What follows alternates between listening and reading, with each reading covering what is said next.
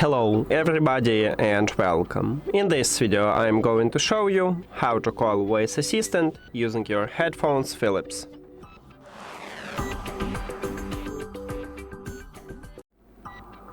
So, to call voice assistant, you need to find control, what located at the right ear cup. Right here we have play pause button. And to call voice assistant, you need to press and hold at this button. And as you can see, I just awake Gemini. If you set up Google Assistant, you will call Google Assistant, or maybe you have something, you will call Bixby. This one is the only one option how to call voice assistant, because there is no application for this headphone, so we cannot use the app to customize controls. That's it. Thank you for watching this video. If you found it helpful, please consider subscribing to the channel and leave a like on the video. See you later!